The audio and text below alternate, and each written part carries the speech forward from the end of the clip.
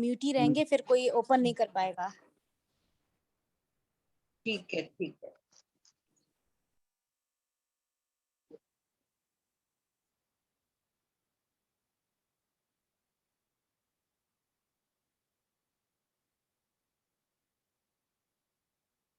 प्रिया जी, हरिओम। तव्हां पंहिंजो video on रखंदा, तव्हांजो लाइव हलंदो।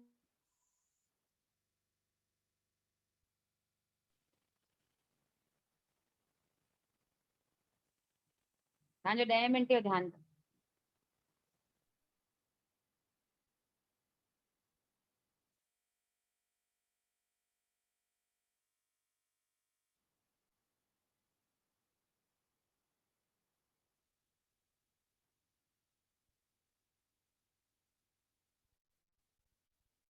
प्रिया जी, आप अपने पाण खे अनम्यूट कयो और 10 मिनट्स जो ध्यान कराओ।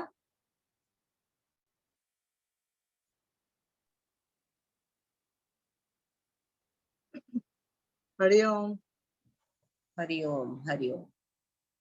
सभई अखियूं बंद करे हथ में विझी इंटरलॉक क्लैप्स करे वेहंदा, हथ बंद करे वेहंदा, आंगुरियुनि में विझी करे हल्की पल्की मारे करे वेहंदा।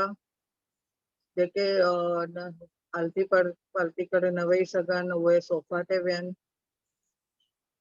टंगू हिक ॿिए जे मथां रखी इंटरलॉक करे वेहंदा पाण खे, छो त 10% ऊर्जा असांजी टंगुनि मां पास थींदी आहे ऐं हथनि खे बि ॿधी वेहंदा, जीअं हुन मां बि काई ऊर्जा लॉस न थिए, एनर्जी असांजी बचंदी वञे।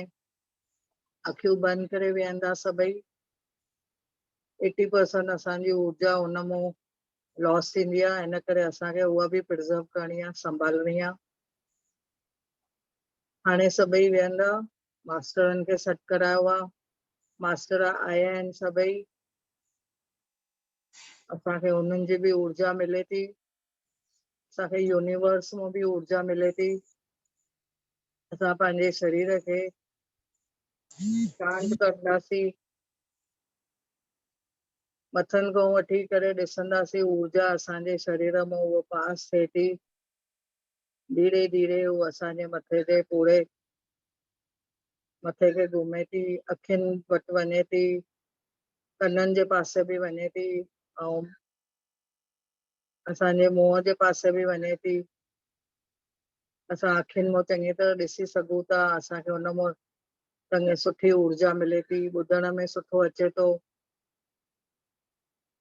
धीरे धीरे उहा ऊर्जा गले जे तरफ़ अचे थी, हुनमें थायराइड ग्लैंड असांजो सुठो फंक्शन करे थो। बाक़ी सभु जेके बि आहिनि उते थायराइड ग्लैंड ऐं ॿियूं जेके बि ग्लैंड आहिनि उहे सभु सुठे नमूने कार्य कनि था।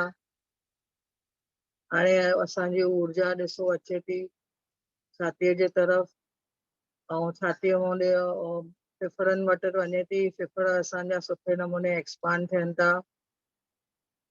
सभई साह खे बि ध्यानु ॾींदा, साह अंदरि हिकिड़ो डीप साह खणो जोर सां ऐं साह छॾियो, वरी हिकिड़ो डीप साह खणो, वरी साह छॾियो, वरी हिकिड़ो डीप साह खणो ऐं साह छॾियो।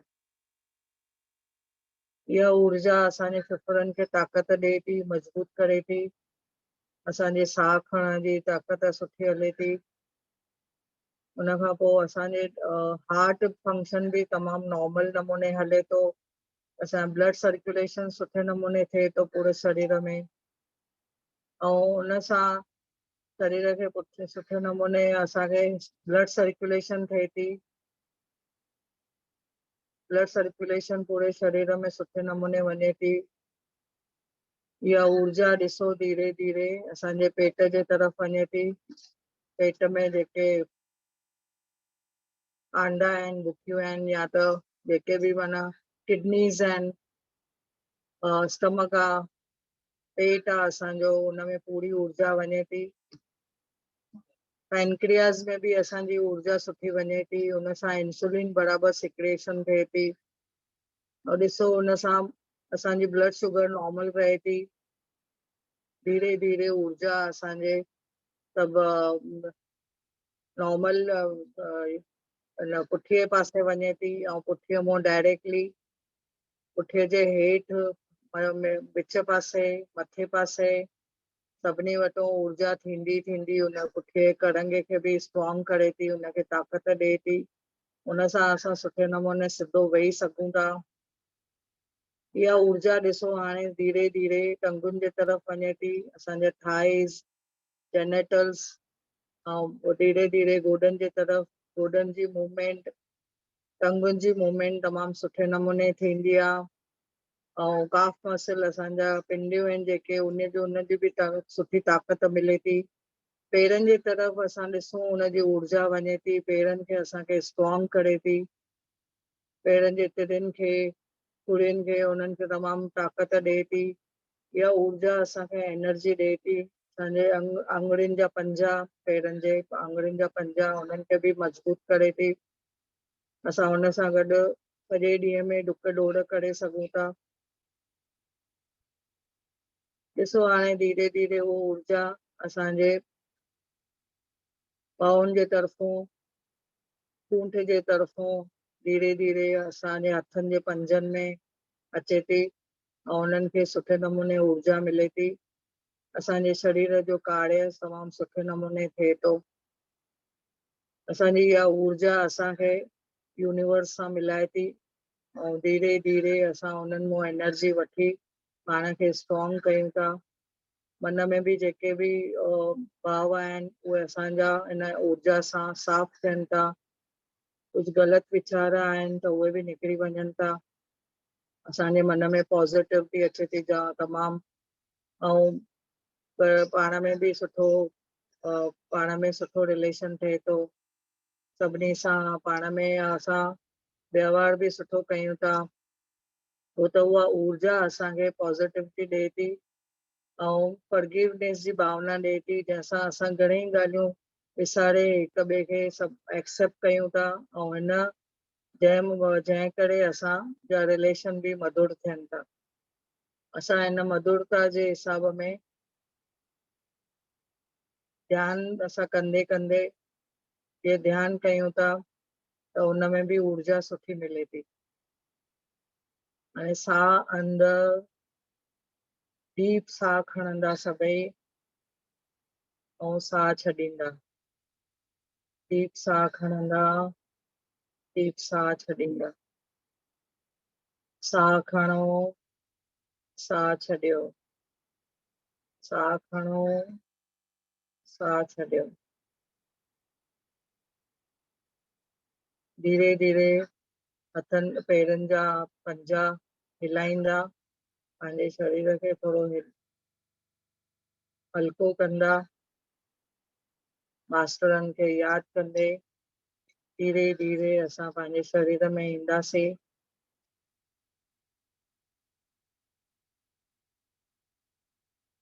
ॿिन्ही हथनि सां ॿई हथ पंहिंजे अखियुनि जे मथां रखंदा, 5 4 3 2 1। पंहिंजे हथनि खे ॾिसंदे धीरे धीरे अखियूं खोलींदा और उन्हनि हथनि सां पंहिंजे पूरे शरीर खे ब्लेस कंदा।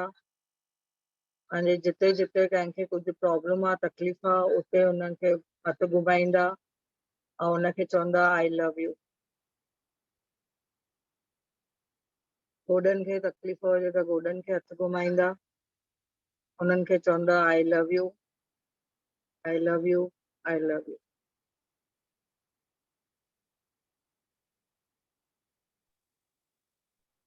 धीरे धीरे अखियूं खोले जेके अची सघनि था अचनि।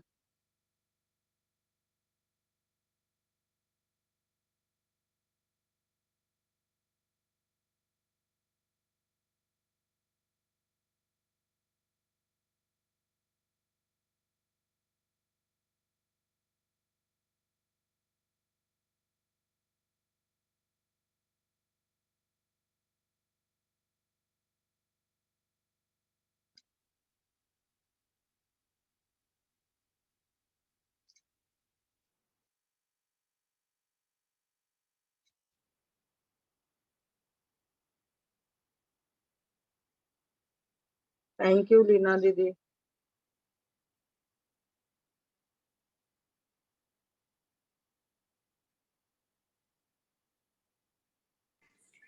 लीना दी आप अनम्यूट करिए अपने आप को।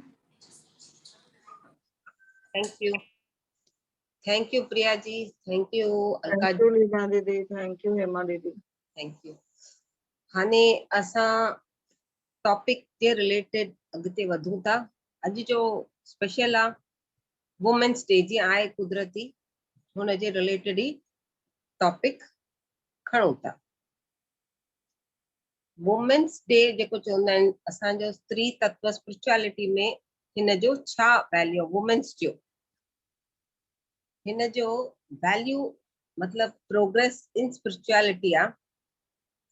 कुदरती घणनि खे ख़बर हूंदी या घणनि ॾिठो भी हूंदो, ख़ास करके साउथ में, ख़ास करके साउथ में भगवान जेके मंदिर में रखियल हूंदा आहिनि माताऊं भगवान, हुननि खे ऑर्नामेंट्स मतलब ज्वेलरी छो पाईंदा आहिनि। ज्वेलरी असां माण्हू भी पाईंदा आहियूं फिजिकली, बट हुन जे पोइतो वॾो कारण आहे जिनजे करे ज्वेलरी हिकु फीमेल खे पाइण ज़रूरी आहे। तो वो कारण असांखे समझणो आहे, असांखे पंहिंजे स्पिरिचुअल लेवल ते। त हिन जो कारण, असल कारण स्पिरिचुअल लेवल ते इहो कनेक्ट थो थिए। पहले त जेको असांजो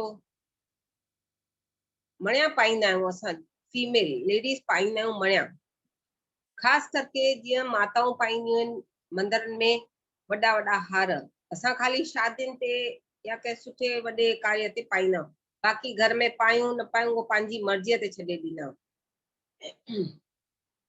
त हिते छा थींदो आहे, जेको असां गले में हार पाईंदा आहियूं, गले में हार पाईंदा आहियूं, कहिड़ो बि वॾो थोरो गौरो हूंदो आहे त जल्दी वर्कआउट थींदो आहे। त हुन जो जेको हिते असांजे पोइतो गले जे पोइतो पिट्यूटरी ग्लैंड हूंदो आहे, पिट्यूटरी ग्लैंड हूंदो आहे, त वो हुते कनेक्ट थींदो आहे, टच थींदो आहे। ख़ास करके सोन जा मणिया, सोन ऑल्सो इज एन एनर्जी, ये गोल्डन पिरामिड हे पिरामिड हो पिरामिड, त गोल्ड भी एनर्जी आहे, सोन भी हिकिड़ो एनर्जी आहे। त हिते पिट्यूटरी ग्लैंड ते असांजो उहो सोन जो उते जेके चक्र आहिनि, ग्लैंड्स आहिनि, हुन जे प्रेशर सां, एनर्जी सां एक्टिवेट थींदा। असांखे हितो वठी हेसि ताईं घणाई चक्रा नंढा नंढा आहिनि जेके असांखे खुद खे भी ख़बर न आहे, असां पाण खे भी खुद खे भी ख़बर न आहे। त असां छा कंदा आहियूं, हिते पिट्यूटरी ग्लैंड को वठी ईअं पाए माला या हार जेको भी सोने जो ईअं टच कंदो कंदो असांजे थायराइड जेको गले में आहे, अगर नंढो था पायूं त गले ते टच थींदो आहे, गले ते टच थींदो आहे। हुन जो पेंडेंट या जेको भी हुजे, या मंगलसूत्र जो पेंडेंट या हार जो पेंडेंट, वो भी गोल्ड जो हूंदो आहे। त हुन जी एनर्जी सां असांजो हिते थायराइड ग्लैंड भी एक्टिवेट थींदो आहे, एनर्जी सां थींदो आहे। वॾो था पायूं त उहो असांजे हार्ट चक्र ते टच थींदो आहे, ख़ास करके मंगलसूत्र थोरो वॾो हूंदो आहे, वो हार्ट चक्र ते कनेक्ट कंदो आहे। हुते भी असांजो चक्र त आहे, सभिनि खे ख़बर आहे एतिरो घणो, त हुते भी असांजो जेको हार्ट चक्र आहे इन पेंडेंट जे एनर्जी सां, गोल्ड जे पेंडेंट जे एनर्जी सां एक्टिवेट थींदो आहे। हुन खां पोइ जेको असां कंगड़ियूं था पायूं, साधारण कंगड़ियुनि में ख़ासि फ़र्क़ु न पवंदो आहे, वो फैशन जे रिलेटेड टच थो थी वञे। गोल्ड जो हिते महत्व इहो आहे भाई, जेके हिते हिन जॻह ते, हिनखे सिंधीअ में छा चइबो आहे, यादि करे चवां थी, कलाई कलाई कलाई। त जेको हिते भी असांजा चक्रास आहिनि जेके असांजे मणिपुरा चक्र सां कनेक्टेड आहिनि और मणिपुरा चक्र में यूट्रस कनेक्टेड ऑर्गन्स आहिनि, ओवरीज, प्यूपा, सब घणा ई आहिनि। त ये हुननि सां कनेक्ट, हिन सां कनेक्शन स्टार्ट थींदी आहे पहले कलाईअ जे चक्रा सां। हुनजी कनेक्शन हिते असांजे मणिपुरा नेवल चक्रा जे मथां थोरो हिते हूंदो आहे, यूट्रस हूंदो आहे, ओवरीज, प्यूबा, ट्यूब्स हूंदा आहिनि।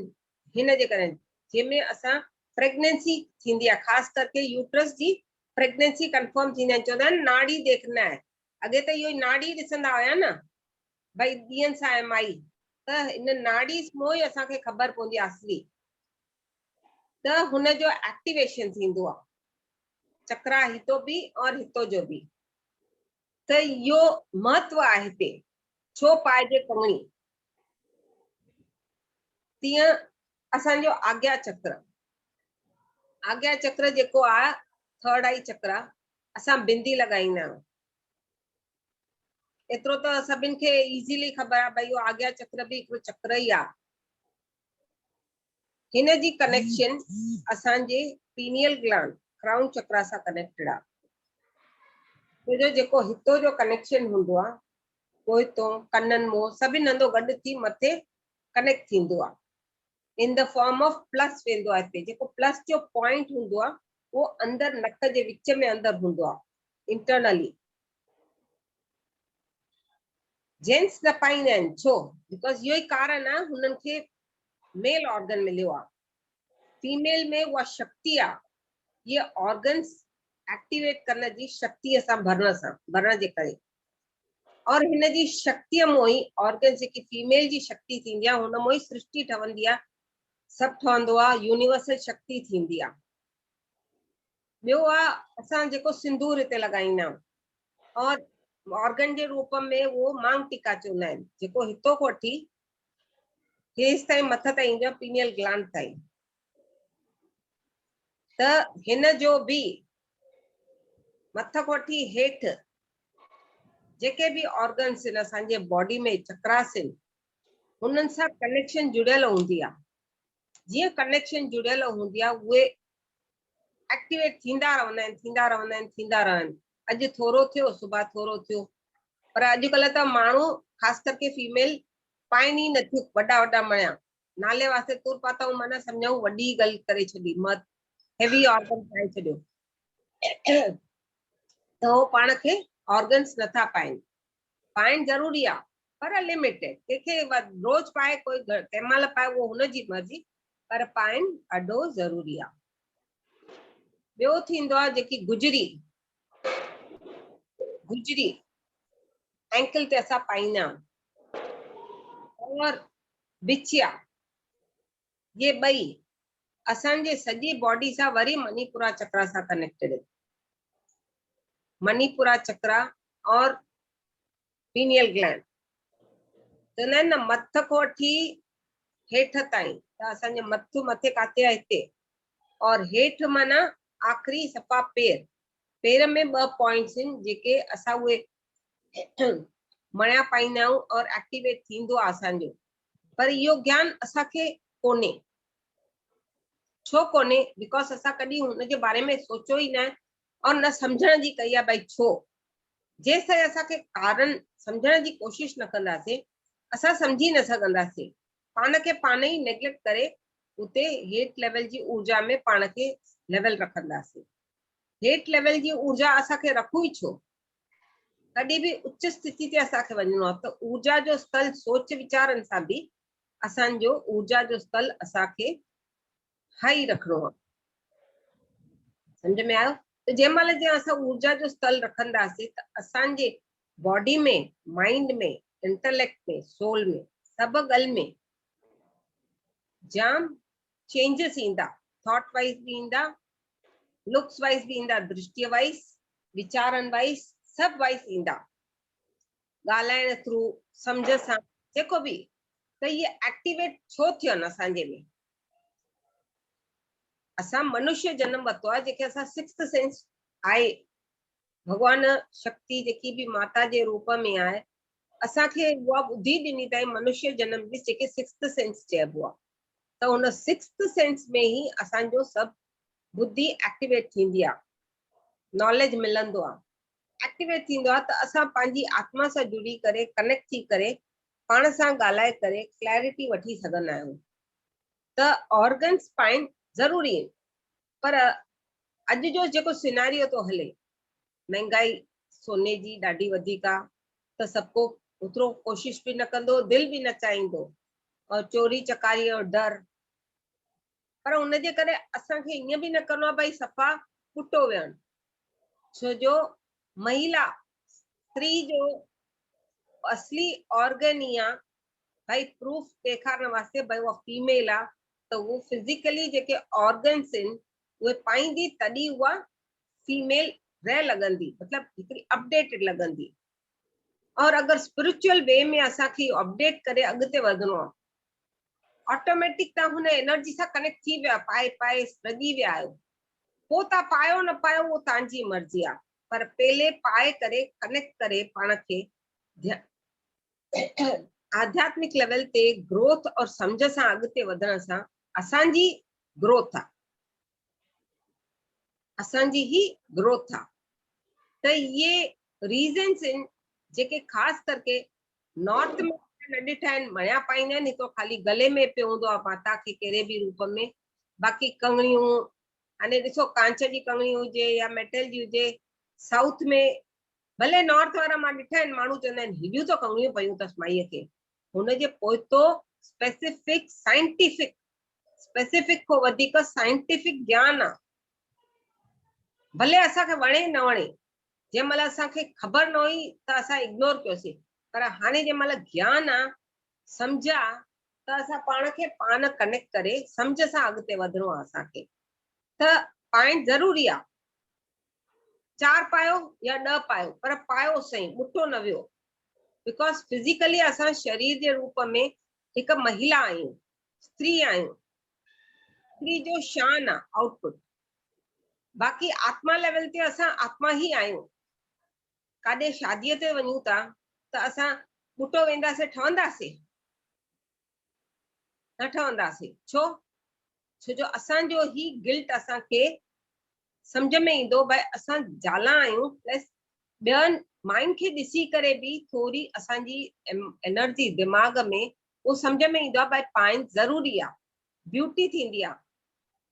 अगरि तव्हांखे पाण खे चेक करणो हुजेव, तव्हां पाण खे क्लियरली चेक करे सघंदा आहियो, हिकु ॾींहुं सफ़ा सादो वियो, कोई मणियो न पायो, हिकु ॾींहुं जेके मणिया अथव तव्हांखे सुठी सुठी लेवल जा, भई जीअं तव्हां हिकु माता जो रूप नज़र अचो, ख़ासि करके हाणे जानिया इहो पाण ते एक्सपेरिमेंट कजो, कोई नेकलेस हे हो जेको बि तव्हां वटि हुजे, पाए करे पाण खे शीशे में ॾिसो, तव्हांजी ऊर्जा और ऑर्डिनरी माण्हू हुन ई फीमेल जी ऑर्डिनरी बिना मणियनि और विथ मणियनि जमीन आसमान जो अंतर हूंदो अथव, बिकॉज गोल्ड बि हुते अट्रैक्ट कंदो आहे, गोल्ड जी बि एनर्जी थींदी आहे, उहा गोल्ड जी एनर्जी बि जेकी थींदी आहे उहो असांजे बॉडी जे चक्रा और ग्लैंड सां एक्टिवेट थियण में हेल्प कंदी आहे।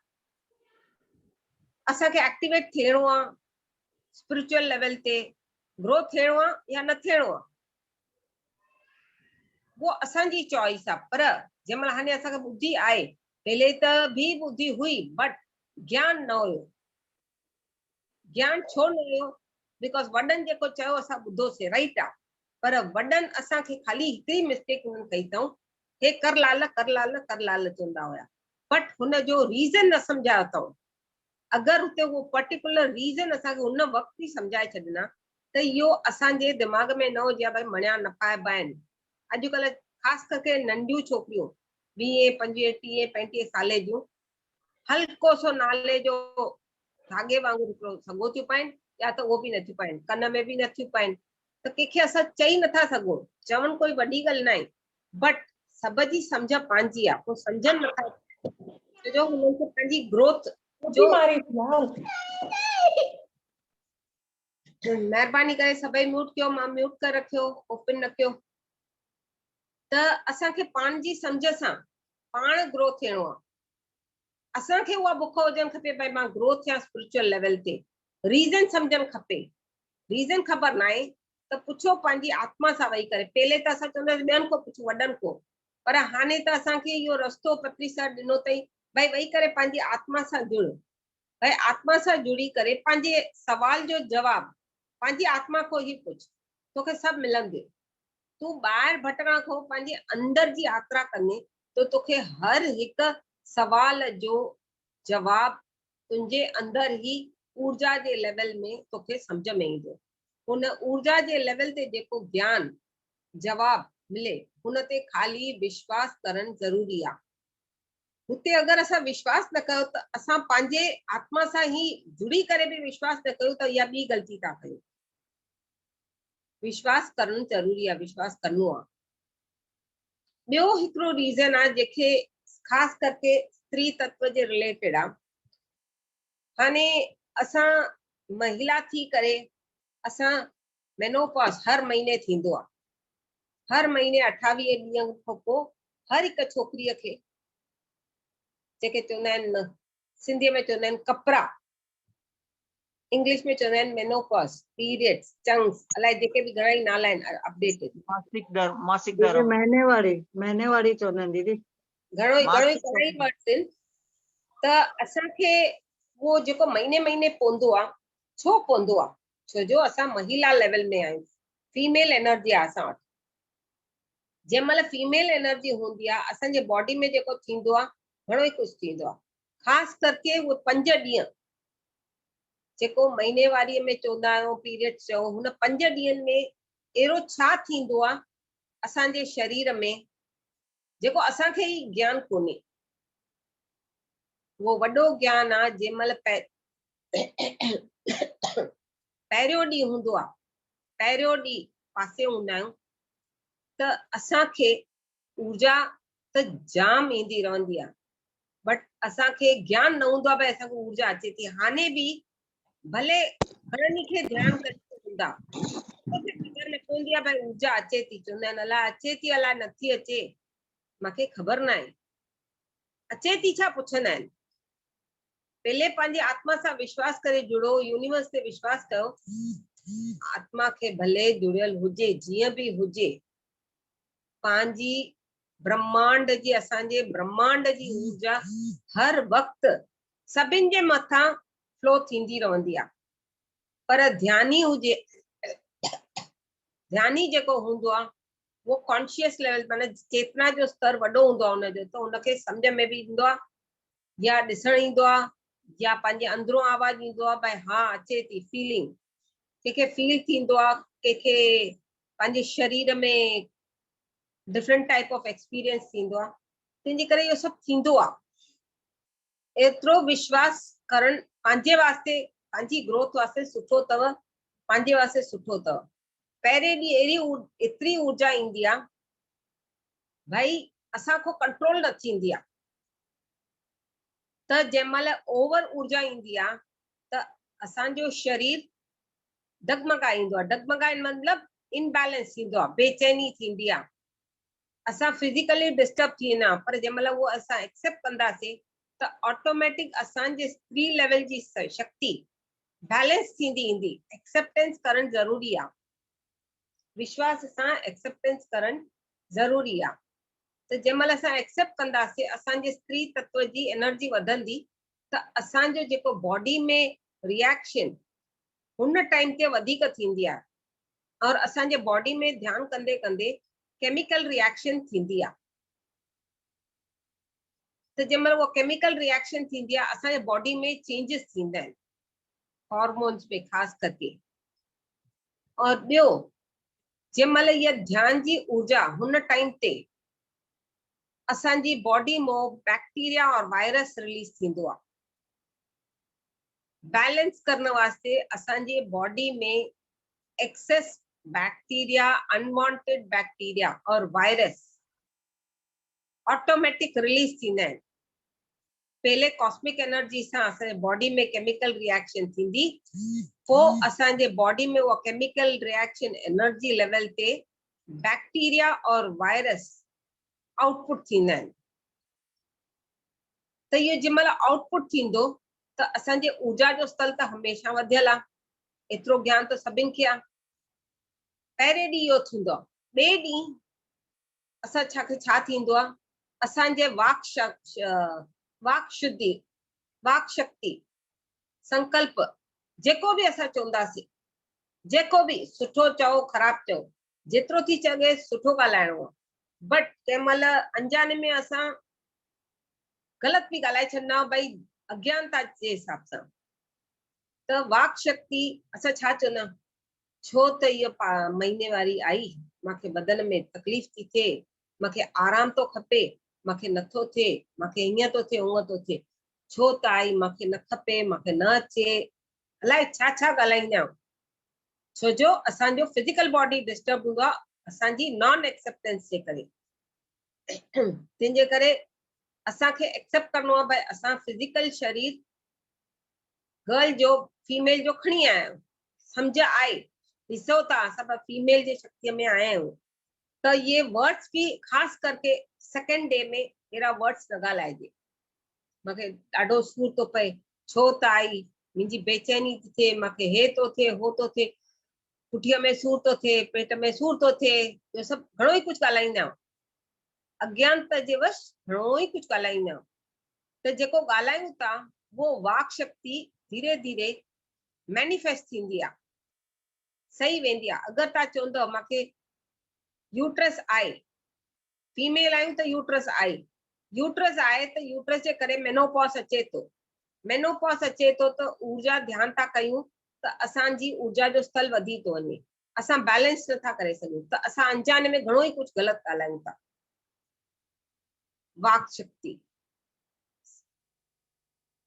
त जीअं ॻाल्हाईंदासीं, you are sorry third day जो अथव, सेकेंड डे न, वाक शक्ति थर्ड डे कनेक्टेड आहे, सेकेंड डे थॉट पावर ते आहे।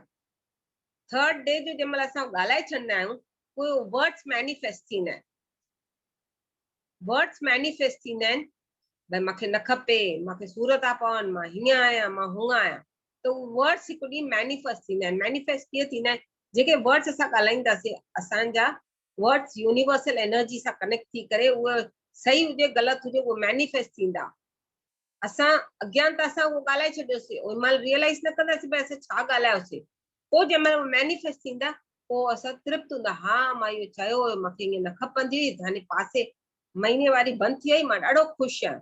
बट हुन में पाण खे तव्हां ऊर्जा जे स्तर ते केरियो था, वो अज्ञान तव्हांखे कोन आहे। त जंहिंमहिल उहो अज्ञान आहे त तव्हांजी ऊर्जा जो एनर्जी, सम्झ जी एनर्जी रुकिजी थी वञे,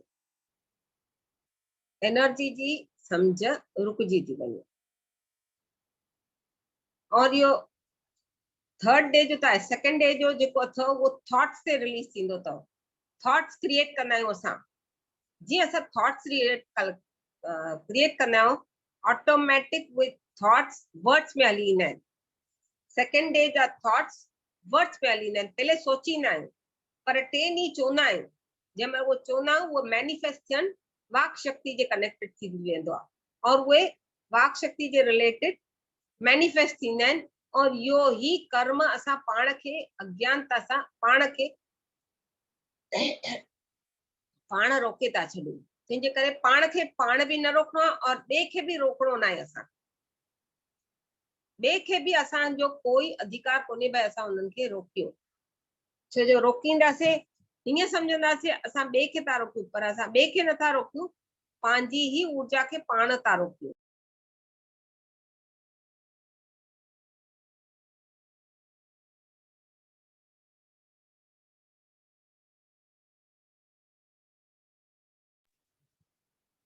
इहो पहिरियों ॾींहुं आहे, ऊर्जा जो स्तर वधी वेंदो आहे।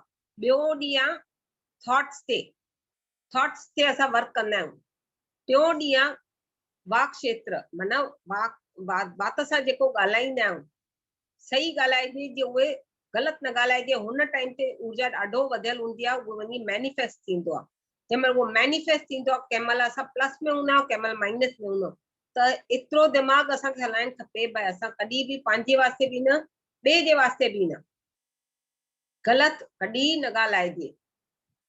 चौथो ॾींहुं जेको 4th डे थींदो आहे असांजे मेनोपॉज जो, उहा ऊर्जा 4th ॾींहं जी ऊर्जा असांखे बैलेंस करण वास्ते हूंदी आहे।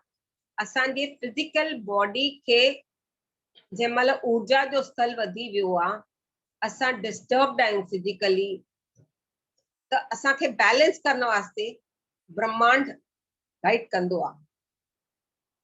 कीअं गाइड कंदो आहे? अगरि कंहिंखे पेट में सूर पए, उहो सूर धीरे धीरे घटिजी वेंदो। चेल में सूर पवंदो आहे, कंहिंखे उहो घटिजी वेंदो, कंहिंखे कुल्हनि में पवंदो आहे। सब जो पंहिंजो आहे। कंहिंखे मथे में बि पवंदो आहे। ऊर्जा जे लेवल ते काथे बि कंहिं महिल बि सूर पई सघंदो आहे, एतिरो त ज्ञान सभिनि खे आहे। बट 4th डे वो बैलेंस असांजी एनर्जी स्पिरिचुअल लेवल ते स्त्री तत्व में बैलेंस करण जरूरी आहे। छो? बिकॉज असां भले फिजिकली एज अ फीमेल आहियूं, बट असां ओवरऑल मेल जी एनर्जी भी खणी ईंदा आहियूं, फीमेल जी भी खणी ईंदा आहियूं, और मेल वारा भी फीमेल जी एनर्जी खणी ईंदा आहिनि, मेल जी। बिकॉज सभिनि खे सॉफ्ट हार्ट हूंदो आहे। जीअं लेफ्ट ब्रेन ख़ासि करके असांजो फेमिनाइन एनर्जी सां, राइट ब्रेन आहे मेल एनर्जी सां। ॿिए लेवल ते ॾिसो त इहो फिजिकल आहे और राइट आहे स्पिरिचुअल। त असांखे कीअं खणी अचणो आहे? उहो असांखे पंहिंजे बुद्धि सां, पंहिंजी आत्मा सां कनेक्टेड करे करे सवाल जो जवाब पंहिंजे अंदरों ही मिलंदो, उहो करणो आहे। ये 4 ॾींहं, फर्स्ट आहे एक्सेस एनर्जी ईंदी आहे, असांजो बॉडी डिस्टर्ब थींदो आहे, केमिकल रिएक्शन थींदी आहे एनर्जी लेवल ते, त वायरस और बैक्टीरिया भी रिलीज थींदा आहिनि। सेकेंड आहे थॉट डे, जेके असां हुन वक़्तु सेकेंड डे में थॉट्स रखंदा आहियूं, सही हुजनि या ग़लति, उहे वञी मैनिफेस्ट थींदा आहिनि, पावर हूंदो आहे हुन में।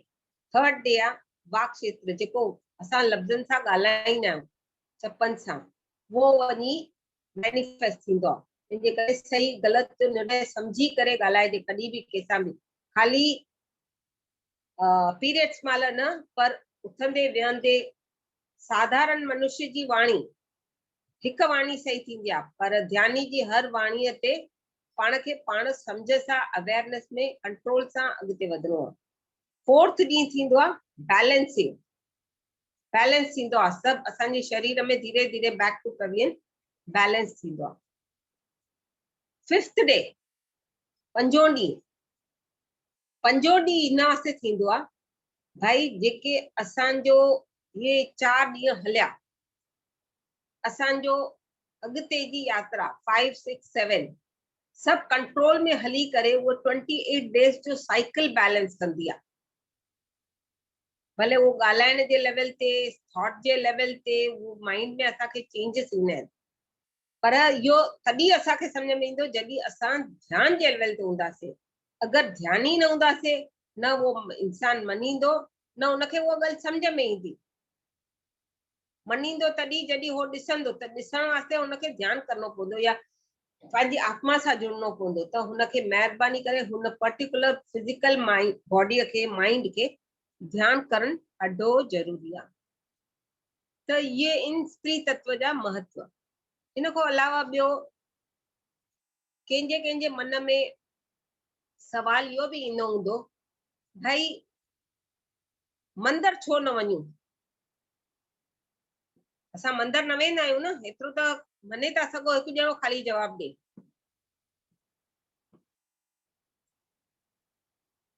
मंदिर वेंदा आहियो जंहिं महिल पासे हूंदा आहियो? न। हा, छो न वेंदा आहियो?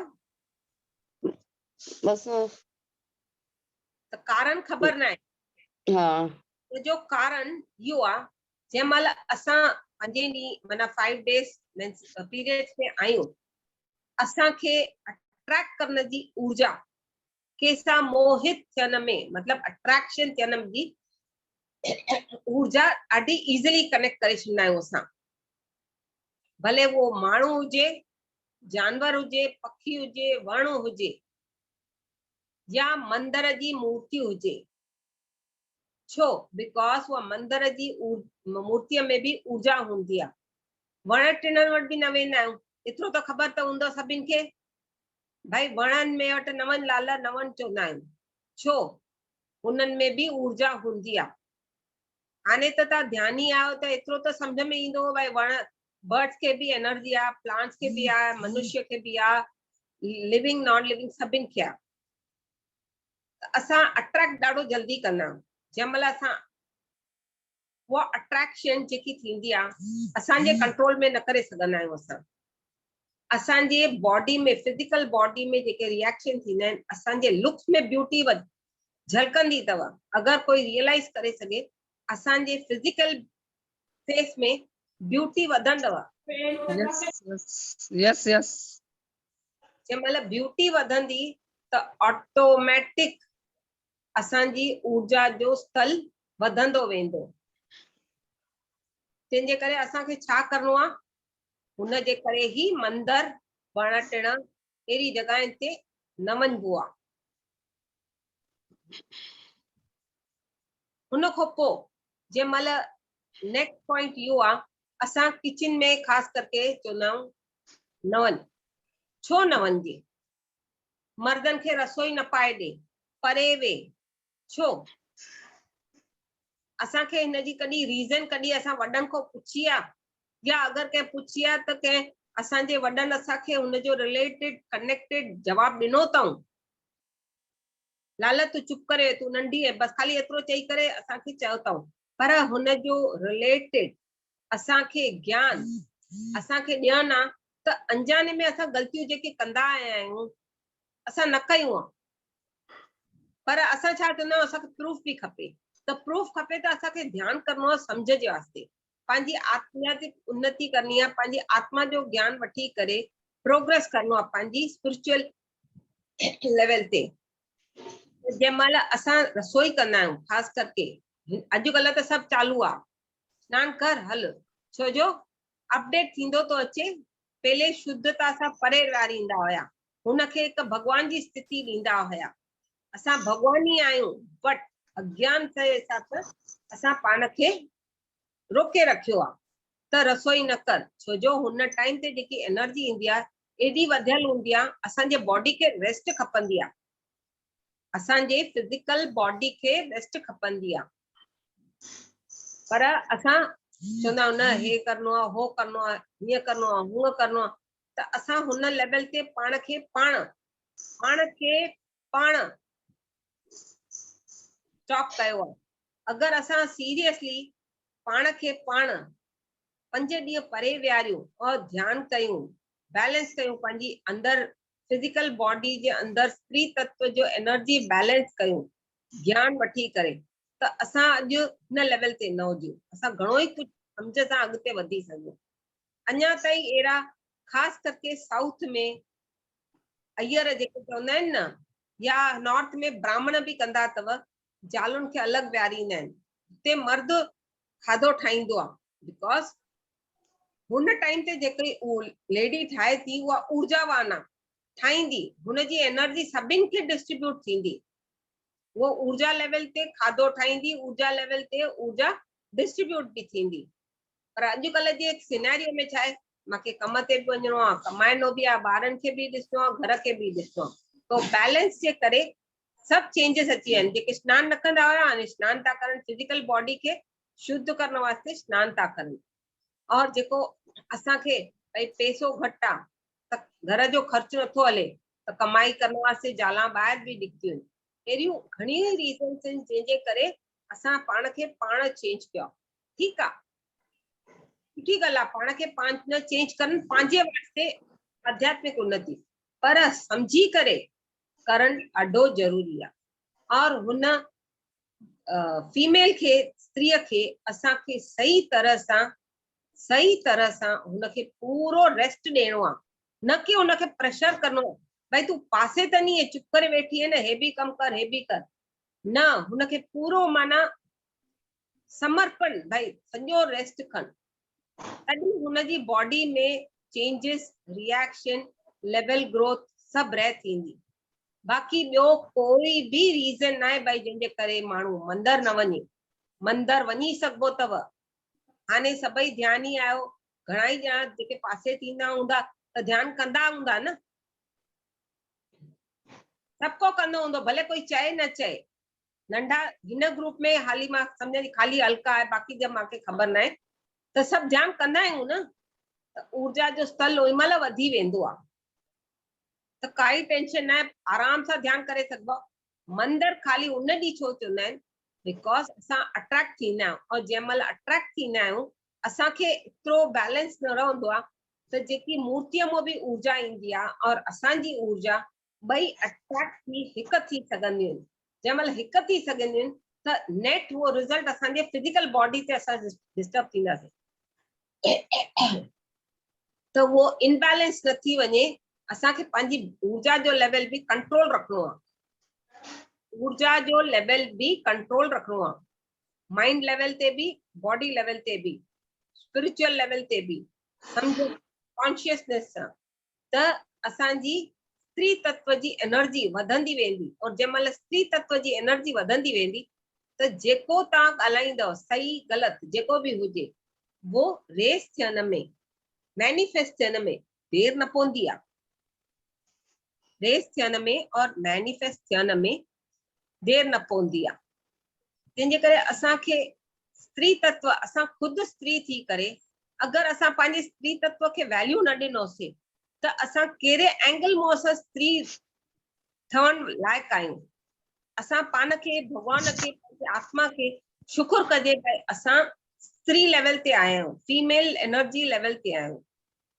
अॼु पत्री सर छा था चवनि, 2020 में खाली चयईं न महिला ध्यान महाचक्रम। छो? हुनजे पोइ तो साइंटिफिक रीजन आहे। जेकी स्त्री खास करके एक्चुअल रीजन उहा छा हुई, जेके तेलुगु मास्टर आहिनि, फीमेल खास करके तेलुगु मास्टर, मेल भी आहिनि हिन में, फीमेल जेके आहिनि हुननि जी ऊर्जा ॾाढी वधियल आहे। त नॉर्थ इंडियंस खे खाली सॾु कयईं, साउथ इंडियंस खे न सॾु कयो हुयईं। साउथ इंडियंस खे, तेलुगु मास्टर्स खे खाली हुन एंगल मां सॾु कयो हुयईं भाई हिते एनर्जी बैलेंस कराइनि ज्ञान जे लेवल ते। छो जो जंहिं महिल क्लासिस तेलुगु मास्टर खणनि पिया और वो ट्रांसलेट पिया करनि हिंदीअ में या इंग्लिश में, त एनर्जी जो नॉलेज नॉर्थ इंडियन मास्टर्स के एक्सेप्टेंस सां नॉलेज जे लेवल ते ऊर्जा वधी। उनजे करे ही हुननि पहले प्रेशर विधो ओनली नॉर्थ इंडियन फीमेल, को मर्दन प्रेशर विधो। पत्री सर को पुछऊं छो खाली जाला, मर्द छो न चनि, छा असां ध्यानु नथा कयूं? थोड़ा मर्द एक्सेप्ट कयईं, हुनजे पोइ तो भी रीजन आहे। हुननि खे यूनिवर्सल लेवल ते सेलेक्ट कराई भाई जेके ज़ाल मुड़ुस फिजिकली आध्यात्मिक लेवल ते पंहिंजी उन्नति चाहिनि था उहे ही अचनि, और उहे ही आया हुया। मां वई आहियां 2020 में, उहे सेलेक्टेड ही आया। नॉर्थ इंडियन मेल मास्टर भी आया जेके नाले जे वास्ते मेल आहिनि, बट फिजिकली हुननि में फीमेल जी एनर्जी जो वैल्यू आहे, कनेक्ट करण जी क्षमता है, तो वो यूनिवर्सल लेवल ते थियो। फिजिकल मेल अचलाल मना नहीं, बट यूनिवर्सल लेवल ते उन्होंने वो भी कम कयो। तो मेन अज वुमेन्स डे जो हिकु त सभिनि खे वधायूं त वुमेन्स ग्रुप के असांजे ग्रुप में, प्लस वुमेन्स डे जो यो स्त्री तत्व जे रिलेटेड यो ही मेन ज्ञान असांखे समझन और वर्क करन असांखे पंहिंजे वास्ते ॾाढो ज़रूरी आहे। त हिन जे रिलेटेड अगर कंहिंखे कुछ डाउट या समझ में अचन या क्लैरिटी खपे त महिरबानी करे पुछी सघंदा आहियो। पाण खे अनम्यूट करे ॻाल्हाए करे महिरबानी करे वरी पाण खे म्यूट करे छॾिजो, बिकॉज डिस्टर्बेंस न थिए। हरिओम लीना। हाँ हरिओम। वो जेको लास्ट वारो चयन न भई मैं पत्री उते नॉर्थ इंडियन ही घुराया, उहो मूंखे ॿेर सम्झ में न आयो चङी तरह। हाँ त ॾिसो हाणे तव्हां फीमेल आहियो, ओके? हाँ। हर हिकु हर एक इंसान में, भले वो मेल हुजे फीमेल हुजे, हम्म, अगर फीमेल आओ तो Tame 51% energy of the female हूंदी, अंडरस्टूड, 49 मेल हूंदी, अच्छा और जेको मेल हूंदो ॾिसण जो मेल हूंदो, बट अगर हुनमें स्पिरिचुअल लेवल ते 51% एनर्जी आ, हाँ 49 मेल जी आ, तॾहिं बि हो इनवाइटेड हूंदो। अगर हो 49 मेल आ ईगो जे हिसाब सां, त पोइ हो इनवाइटेड यूनिवर्सल लेवल ते न हुयो, हो माण्हू न थी सघिया, केतिरो बि कोशिश कयूं न थी सघिया। अच्छा हिते बैलेंस ओके। करणो हुते एनर्जी सां। हाँ हिकु छो जो स्त्री खे अगर वैल्यू न हो त सृष्टि बि न ठहंदी, त भले केतिरो बि मेल हुजे केतिरो बि फीमेल।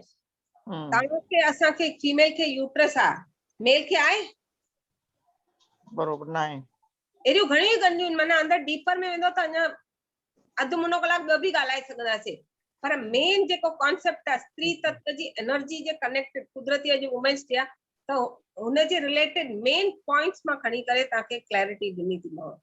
ओके हाँ ओके थैंक यू। अच्छा ॿिए दफ़े 16 सिंगार थींदा आहिनि औरत जा, हा वो ॿुधाए मूंखे, वो थोरा ईंदा आहिनि, तूं ॿिए दफ़े चङी तरह मूंखे 16 ई ॿुधाए, हिकिड़े ॾींहुं खण उहो, मतलब तूं ज्ञान प्राप्त कर पहले, पोइ वरी वो ॿुधाए, मूंखे तमामु थोरा ईंदा आहिनि, 4-5 ईंदा आहिनि, बाक़ी वधीक न ईंदा आहिनि। वो बि हिकु दफ़ो ज्ञान ॾेई सभिनि खे रह थींदो। ठीकु आहे, ठीकु आहे। 16 सिंगार, 16 अलंकार, 16 ॿियो कंहिंखे कुझु डाउट आहे या कुझु? ॾाढो सुठो हुयो अॼु जो, सची कॾहिं ॿुधो न हुयो। Very good, thank you, happy women's day. Happy women's day दीदी, जाम सुठो ॿुधायव। Thank you, thank you. हाणे रिलेटेड ई हिकिड़ो 15 मिनट मेडिटेशन हिन जे कनेक्शन, स्त्री तत्व जे रिलेटेड कनेक्शन जो ध्यान था कयूं, त अॻोपो पोइ शेयरिंग कंदासीं, भई जेको बि डाउट या कुझु बि हुजे तेसि ताईं। हाणे वो मेडिटेशन जे लेवल ते अखियूं ॿूटे 3 लॉक्स जेके पाइबा आहिनि, उंगलियुनि में उंगलियूं फसायो, पथी मारे वियो, और पंहिंजी आत्मा सां जुड़ी ईंदड़ वेंदड़ श्वासन सां जुड़ो, और ध्यान जे लेवल ते ध्यान था कयूं। थोरो पाणी पियो, पहले पाणी पीअण ॾाढो ज़रूरी अथव, और कंफर्टेबल लेवल ते वियो।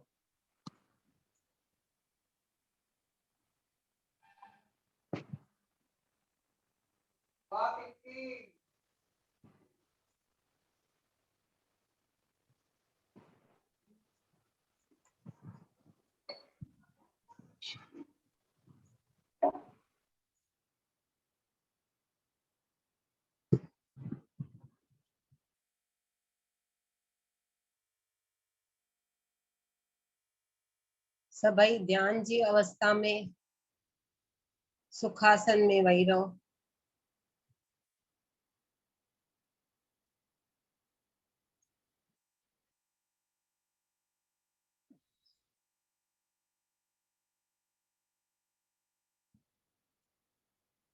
और ऊर्जा के पहले तो महसूस कयो, ऊर्जा बहंदी थी रहे,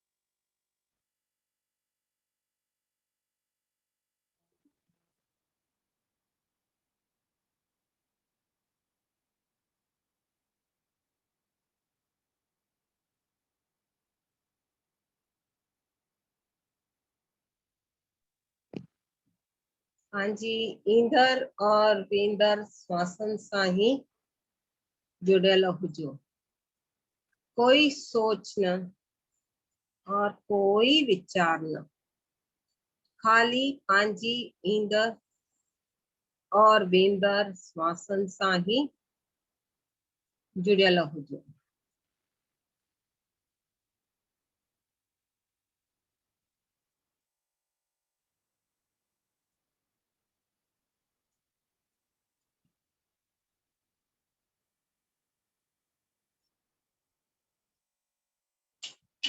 असां सभिनि जो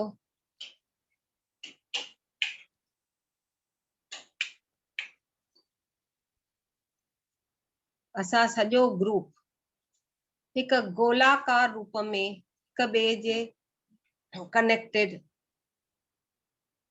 ग्रुप में ऊर्जा लेवल ते वेठा आहियूं।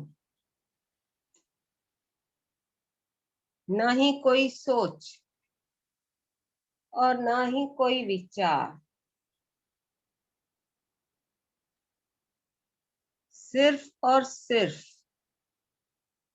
ध्यान ही ध्यान।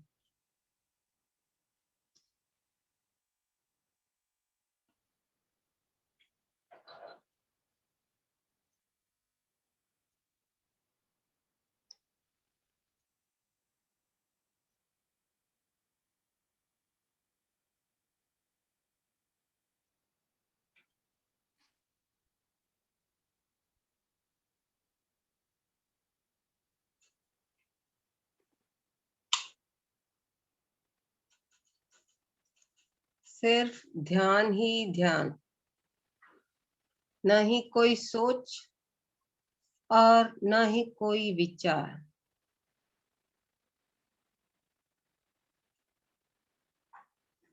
असांखे खाली ध्यान करे ज्ञान प्राप्त करनो आ, पंहिंजी आध्यात्मिक उन्नति जे करे।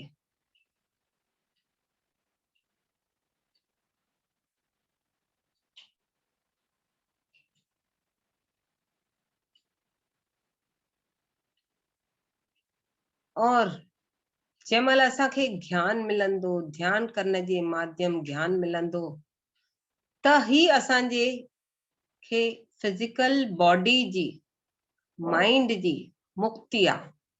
माइंड शांत थींदो त असांखे विचार न ईंदा, ज्ञान सां भरियल हूंदासीं, तृप्त हूंदासीं और मुक्त भी हूंदासीं। सिर्फ और सिर्फ खाली पंहिंजी ईंदड़ और वेंदड़ श्वासन सां ही जुड़ियल रहणो आ।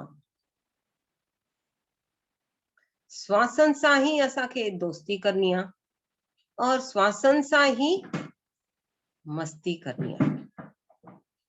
कोई सोच न अचे। ध्यान करण महिल अगर विचार अचन था, हुन विचारन खे भी तव्हां कमांड कयो, पंहिंजा विचार तव, भाई हाने न अच, माखे ध्यान करण दे, माखे कोई विचार ध्यान करण महिल न अचे, तॾहिं मां निर्विचार थींदम। ऊर्जा प्राप्त त थींदी पर ज्ञान भी मिलंदो। छोजो जंहिंमहिल ध्यान कंदा आहियूं, असांजा विचार जंहिंमहिल हलंदा आहिनि त असांजो माइंड और बॉडी, खास करके माइंड हलंदो ही रहंदो आ। खास करके माइंड हलंदो रहंदो आ।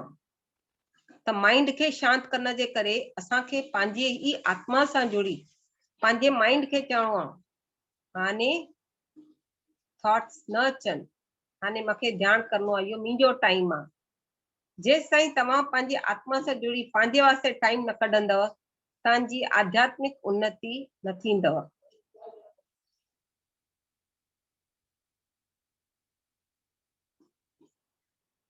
न ही कोई सोच और न ही कोई विचार,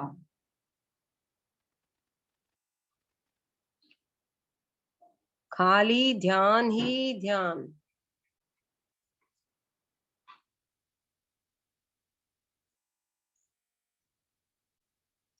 ॾिसो, ब्रह्मांड जी ऊर्जा असांजे ब्रह्मरंध्र थ्रू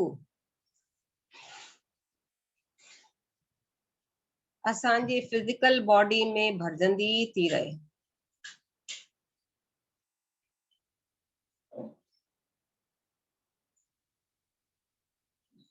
और एस्ट्रली ॾिसो, ब्रह्मांड जी जीअं ऊर्जा भरजंदी थी वञे, असां गोलाकार रूप में त वेठा ई आहियूं, असांजे विचो विच पत्री सर अची चुकिया आहिनि ऊर्जा लेवल ते। महसूस कयो हुननि जी ऊर्जा खे। अछो पैजामो और ब्लू कलर जो कुर्तो पियो अथनि, महसूस कयो न, कनेक्ट थियो न।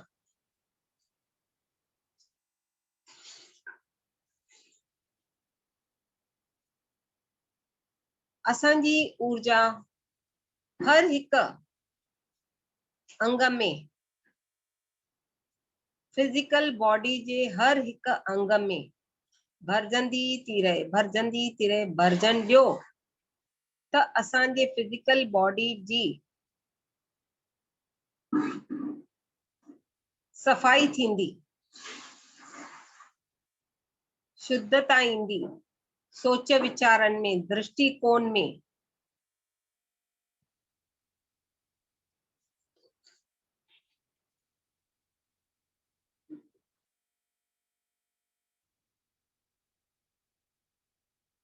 महसूस कयो वह असांजे ब्रह्मरंध्र थ्रू सॼे मुंहं में ऊर्जावान थी विया आहियूं, असां भरजंदी रही आहे।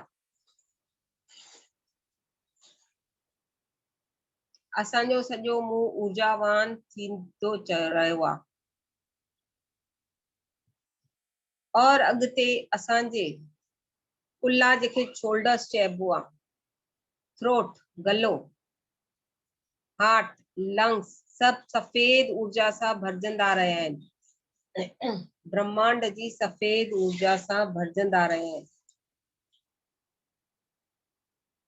असांजो पेट, यूट्रस, किडनीस, इंटेस्टाइन्स, ओवरीज, प्यूबा, गॉल ब्लैडर सब सफेद ऊर्जा सां भरजंदा रहिया आहिनि।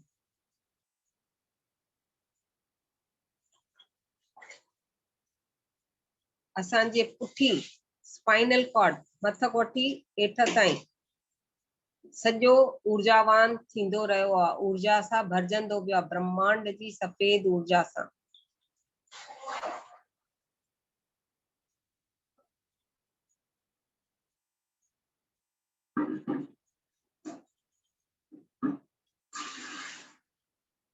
असांजूं जंघाऊं, थाइस, नीस, स्काफ मसल्स, एंकल, फीट सब ऊर्जावान थी विया आहिनि। महसूस कयो ऊर्जा खे।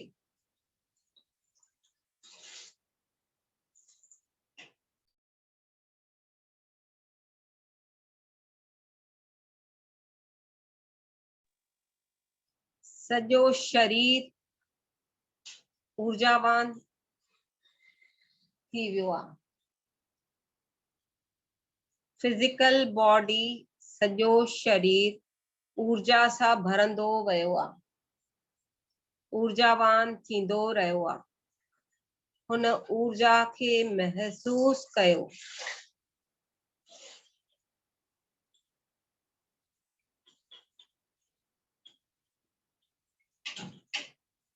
कोई सोच न, कोई विचार न, पाण खे हिलाइणो न आहे, हिक हंध स्थिर रहणो आहे और पाण खे पाण सां कनेक्ट थियणो आहे। पंहिंजो मन, दिमाग़ ॿिए हंधि न घुमाइणो आहे वीचारनि में। तॾहिं तव्हां पाण खे पाण सां कनेक्ट करे सघंदव। अगरि तव्हांजो मन भटकंदो, दिमाग़ भटकंदो त तव्हां कनेक्ट न थी सघंदव। महसूस कयो ऊर्जा खे।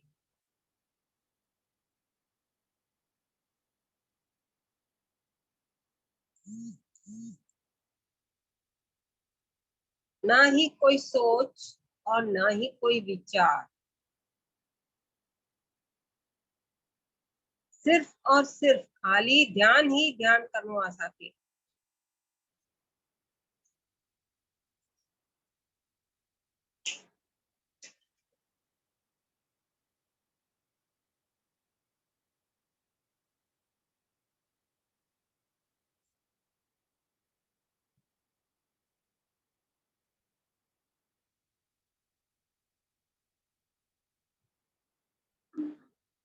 ॾिसो असांजो पूरो शरीर फिजिकल बॉडी जेको आहे पूरो ऊर्जावान थी चुकियो आहे,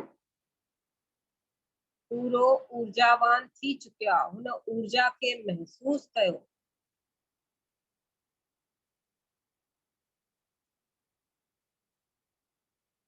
हुन ऊर्जा खे महसूस कयो।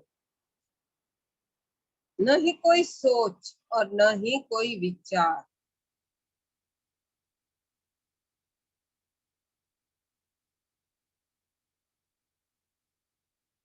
पंहिंजी आत्मा सां जुड़ियल हुजो।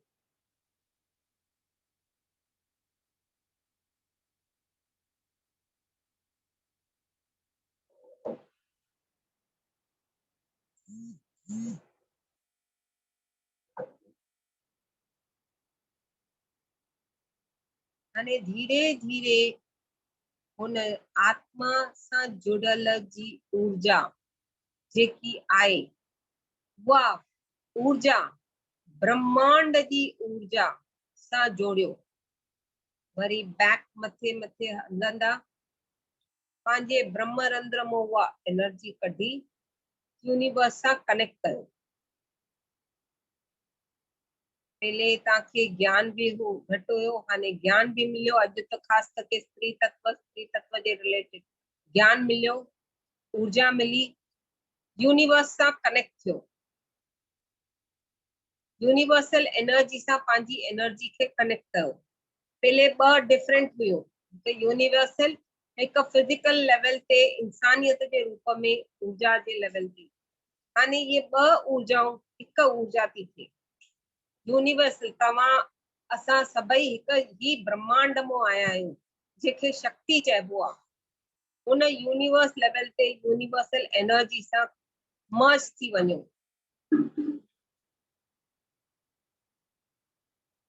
महसूस कयो तव्हांजे फिजिकल बॉडी में छा रिएक्शन तो थे,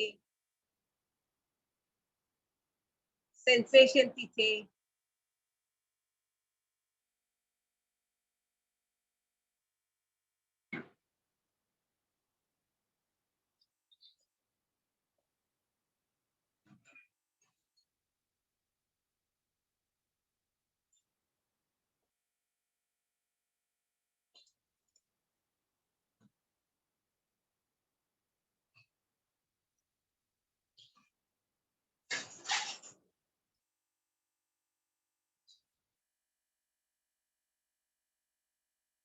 महसूस कयो हुन ऊर्जा सां मिलियल हुजो, मर्ज थी वञो और खुशी खुशी मर्ज थियो। तो उहा ऊर्जा तव्हां फील करे सघंदव।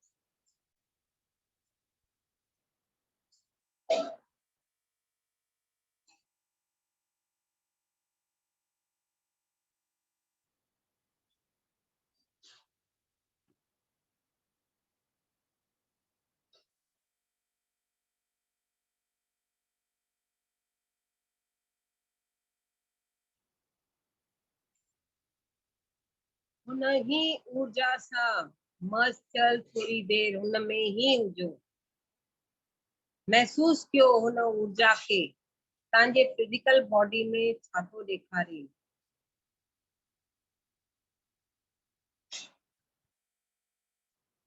पंहिंजी आत्मा सां कनेक्टेड फील कयो एनर्जी ते।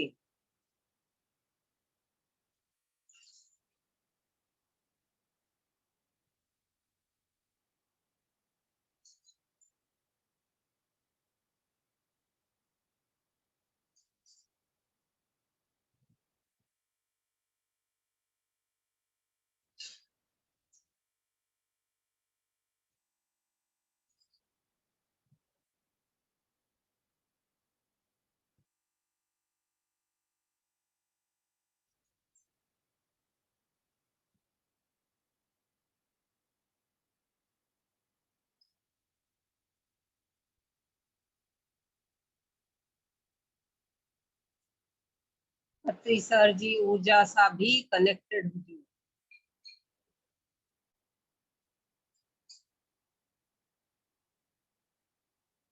ना ही कोई सोच और ना ही कोई विचार अचन खपे असांखे। जेके भी सोच विचार अचन उन्हनि खे तव्हांखे पाण कमांड करणो आहे। भाई मां हाणे ध्यान ते वेठो आहियां, मांखे कोई सोच कोई विचार न अचे। इहो ध्यान मुंहिंजो टाइम मुंहिंजे ध्यान वास्ते आहे।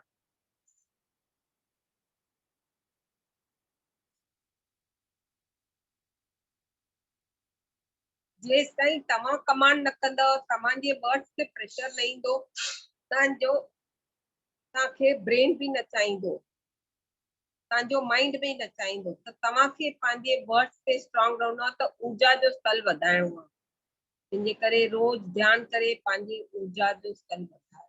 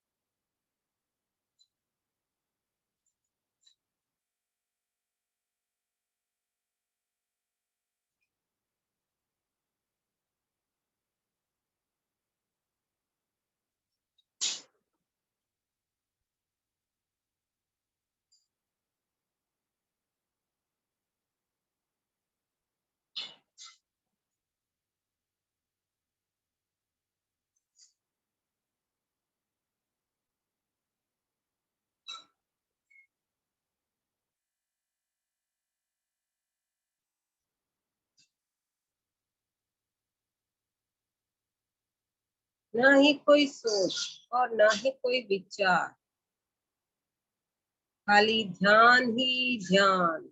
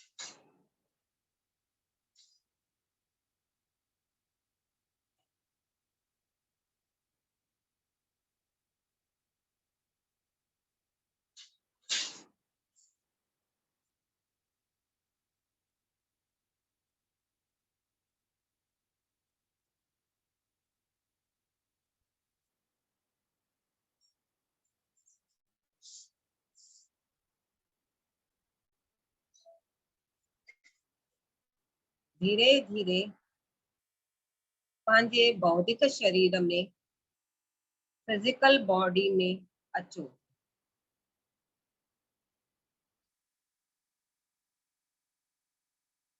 असां हाणे रिलैक्सेशन जूं एनर्जीज के इनवाइट था कयूं। धीरे धीरे पंहिंजे हथ और पेरनि जी उंगलियुनि खे हिलायो।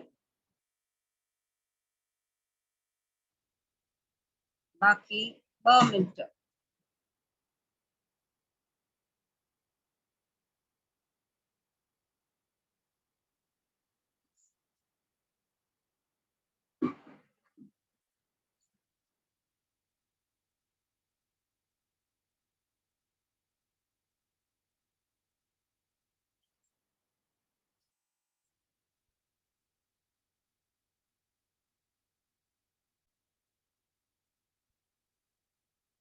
जागृत अवस्था में ईंदा रहो।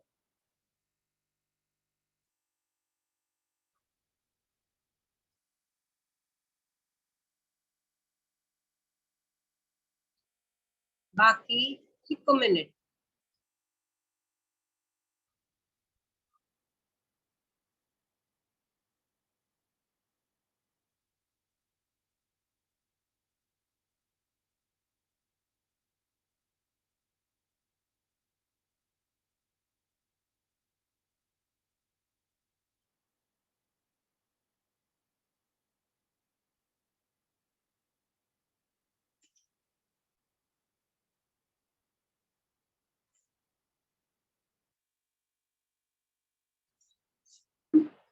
धीरे धीरे हथेलियुनि खे खोले करे पंहिंजे मुंहं जे मथां रखो।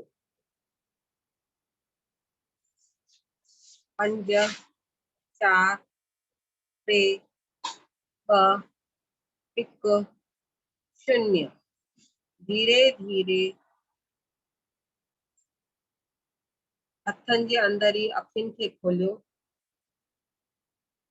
और धीरे धीरे अखियूं खोलियो। पहले पंहिंजे हथेलियुनि खे ॾिसो और हथेलियूं पंहिंजे चेहरे ते घुमायो। छो जो असांजूं हथेलियूं बंदि हुयूं त हुन में भी ऊर्जा भरियल आहे। उहा ही ऊर्जा जेकी असां ग्रहण कई आहे, असांखे पाण खे पूरो हफ़्ता असां पंहिंजी ऊर्जा सां कनेक्ट थी स्पर्श करण जो एहसास थी वठूं।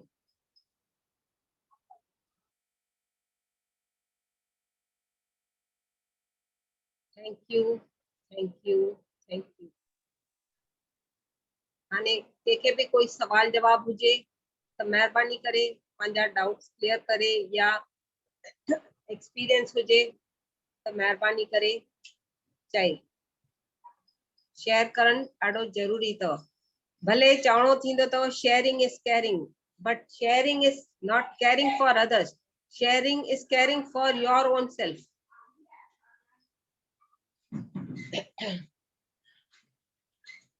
तो कंहिंखे भी कुछ डाउट या एक्सपीरियंस हुजे त शेयर कयो। हरिओम दीदी। हरिओम। ॾाढो सुठो लॻो ध्यान, तव्हांखे जाम धन्यवाद अथव। बाक़ी अने पूरी बॉडीअ में कुछ हिलडुल चालू थी हुई, जे एनर्जी माना ईअं अचे पई, माना बिल्कुलु नशे वांगुरु लॻे पियो। थैंक यू, हाँ, थैंक यू। तव्हांखे थैंक यू। बाक़ी मिस्टर मूर्ति जेके आहिनि, मिसिस मूर्ति, उन्हनि खे थोड़ी बेचैनी सम्झ में अचे पई, थोड़ो उन्हनि सां ॻाल्हायो। हाँ चवनि, ॻाल्हायो मूर्ति जी। चओ छा? नमस्ते भेण, नमस्ते, हरिओम। हरिओम, हरि मुझे थोड़ा लेफ्ट लेग में ना उनमें टे आंगुरियूं हीअं थी वयूं एकदम। हाँ, वो पाणी धीरे धीरे ध्यान कंदे कंदे तव्हांजी ऊर्जा जो लेवल वधंदो, उते क्लेंसिंग थींदी ऑटोमेटिक। वो पहले जंहिंमहिल क्लेंसिंग थींदी, पंहिंजो शेप फेरींदियूं, पंहिंजो लुक फेरींदियूं, त टेंशन न खणनी आहे, पाणे वो ठीक भी थी वेंदो। बिना दवा ठीक करण जो थॉट रखो। न टेंशन न कई, खाली मूवमेंट माना 5 मिंट सभई वीचारा डिस्टर्ब थिया हूंदा जंहिं ॾिठो। हाँ, तव्हां सॼी देर माना फिरो पिया, हेॾे होॾे तव्हांजो मुंहुं फिरे पियो, त तव्हां पंहिंजे श्वासन ते ध्यान न पिया ॾेई सघियो, छो जो तव्हांजे पेर में तकलीफ़ थिए पई। पर हाँ। हुन तकलीफ़ मां छा सिखणो आहे सम्झो। कुछ तव्हांखे ज्ञान मिलण ज़रूरी आहे, जंहिंजे करे तव्हां वो ज्ञान एक्सेप्ट न पिया कयो। हुते ध्यान तव्हांजो वञे पियो भाई उंगलियुनि वटि। विश्वास करे अॻिते वधो, भाई जेको थिए सुठो थिए। जंहिंमहिल वो एक्सेप्ट कंदो, वो पाण ई परे थी वेंदो। एक्सेप्ट न कंदा त तव्हां डिस्टर्ब थींदा। ठीक आहे भेण। ठीक आहे, thank you, thank you, thank you, thank you. Rakhi Jai Singh. Hariom Di. Hariom, Hariom. Happy Women's Day to all of them. Thank you, thank you. Di, जेको एंकल पायल ऐं बिच्छू जे बारे में चओ पिया न, त हाँ। उहो कोन सां कनेक्टेड आहे दी, कहिड़े चक्र सां कनेक्टेड आहे? वो कुदरती मणिपुरा चक्रा और crown chakra.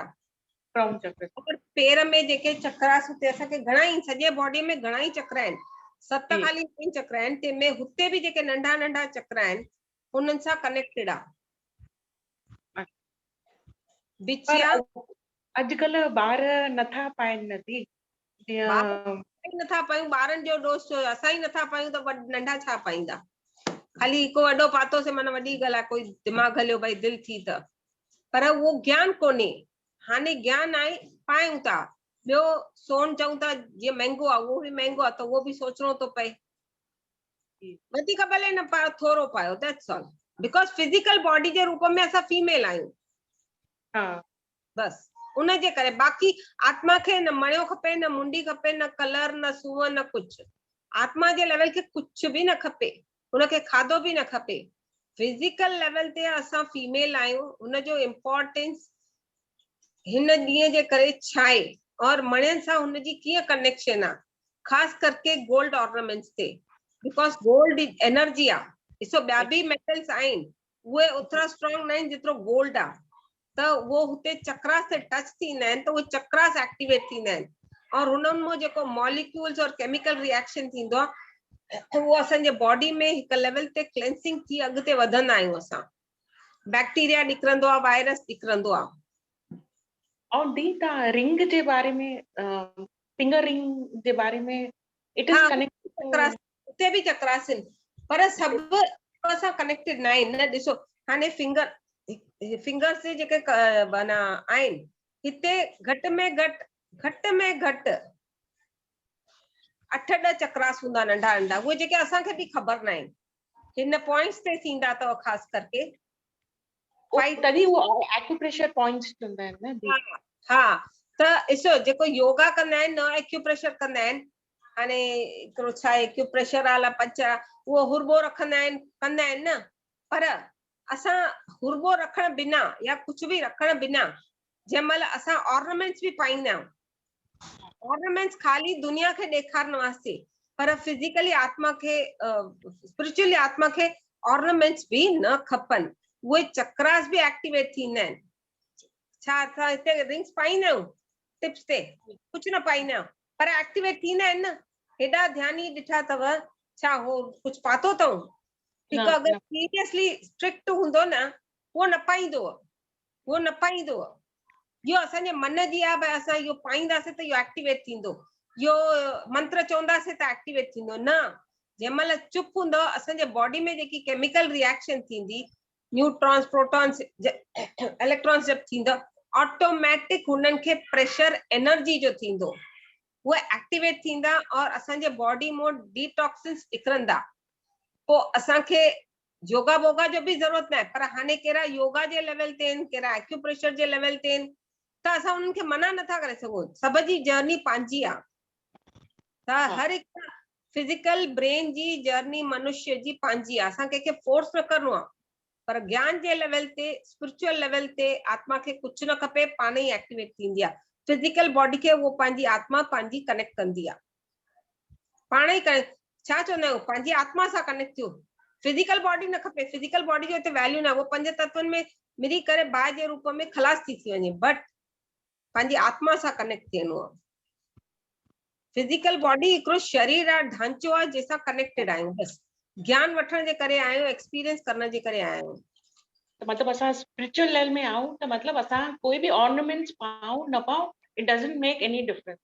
Nothing, no difference. But हाणे वो टॉपिक जे रिलेटेड, एनर्जी जे रिलेटेड नॉलेज हुजनि ॾाढो ज़रूरी आहे। हाणे अगरि असां चवंदासीं स्त्री तत्व कीअं थी थिए, उहो कनेक्ट कीअं था थियनि, त सपोर्ट त असांखे फिजिकल लेवल ते ॾिसो, साइंटिफिकली मां तव्हांखे केतिरो बि चवंदमि भाई ऑर्नामेंट्स न पाओ, पर वॾा छा चवंदा, ॿुटो न वे, हीअं न कर, हूअं न कर, असांजे दिमाग़ में भूसो भरिजी वियो आहे, न वेबो आहे, हीअं न कबो आहे। पर आत्मा जे लेवल ते तव्हां पाण सोचो, मां चवां थी चई करे न, तव्हां पाण सोचो, आत्मा खे कुझु खपे थो? न, खाधो खपे थो, घुमण खपे थो, न, खुशी खपे, खुशी काथो थी मिले? खाली जंहिं महिल असांजी फिजिकल बॉडी माइंड मतलब हुन सां जुड़ंदो, वो तृप्त थींदो, ख़ुशि थींदो, ज्ञान मिलंदो और शांति पाईंदो आहे। ॿाहिरि हुनखे भटकणो ई न आहे, पंहिंजे अंदर ई झांकणो आहे, बस। दी मुंहिंजे अॼु मूंखे एक्सपीरियंस आयो कि I had lot of tears in my eyes. हाँ, त वो क्लेंसिंग आहे न, क्लेंजिंग जेके चक्रास थींदा आहिनि, हू तो बि क्लेंसिंग थींदी आहे। इमोशनल क्लेंसिंग घणी थींदी अथव, ख़ासि करके आइस मो। अगरि तव्हां कंहिंसां कनेक्टेड आहियो, कंहिंसां बि, भले वो हस्बैंड हुजे, पीउ हुजे, भाउ हुजे, ॿार हुजे, वो कनेक्शन तव्हां सम्झी सघंदा आहियो, भई कंहिंसां जंहिं महिल तव्हांजा इमोशन्स टीयर्स जे रूप में आया, कंहिंसां कनेक्टेड आहियो, तव्हां थी सघंदव। कंहिं महिल धीअ सां थींदव, कंहिं महिल पै सां थींदव, कंहिं महिल फ्रेंड सां थींदव, हुनजे पोइतो बि रीज़न सम्झ में ईंदो। ओके, अच्छा, पर वो लीव लेट गो कयो, हुन इमोशन खे पकड़े न वियो, बिकॉज जंहिं महिल पकड़े वेंदा, वो ऑब्जर्व थी वेंदो अथव अंदर, ऑब्जर्व थींदो त रिलीज न थींदो, और वो सबकॉन्शियस माइंड में हली वेंदो, वरी वो रिलीज करण वास्ते तव्हांखे वर्क करणो पवंदो।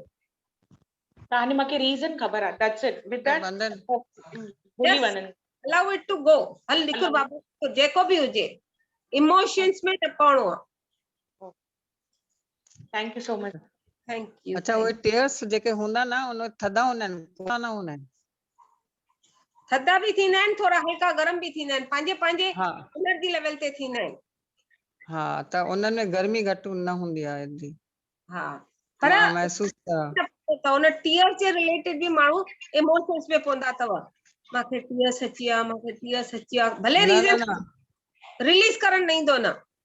उहो सुबका बि न ॾींदा माण्हू हुनमें खाली टीयर्स वारा न सुडकाई न कुझु हा लीव लेट थधा टीयर्स हूंदा आहिनि के उहो न अंदरूं अंदरी क्लीयरेंस में न गरम हूंदो आहे न सुडकाईंदा आहिनि न अखियूं सुजंदियूं आहिनि न कुझु थींदो आहे। कुछ थोड़ी भी देर में मन साफ थी वेंदो आहे।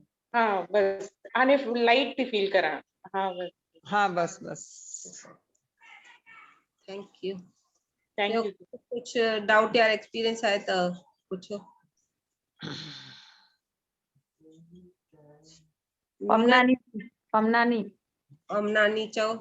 साक्षी पमनानी।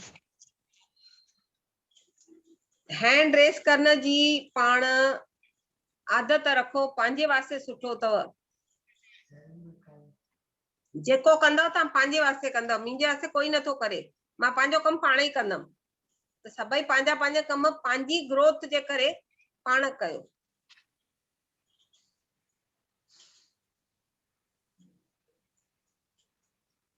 साक्षी पमनानी जी। रानी मासी जी तव्हां ॻाल्हाईंदा। प्रिया खरबंदा जी। थैंक यू दीदी हमको सब नॉलेज मिल गए। थैंक यू दीदी thank you. Thank you thank you. Priya Kharbanda. Thank U दीदी। हेलो हेलो हाँ हाँ स्त्री ॻाल्हाईंदा। तत्व के बारे हेलो हरिओम। स्त्री हरि- तत्व के बारे में बहुत अच्छा बताया। अच्छा नॉलेज मिला जरी ऑर्नामेंट्स के बारे में भी। और बाकी ध्यान के समय तो मैं ध्यान नहीं कर पाई क्योंकि बच्चे जा रहे थे आउट ऑफ स्टेशन। तो फिर भी मैं आंखें खोल के और चला के बैठी थी तो मैं एक्सपीरियंस नहीं बता सकती। बाकी वो जो फर्स्ट पार्ट बहुत अच्छे से सुनी मैं। Thank U very much.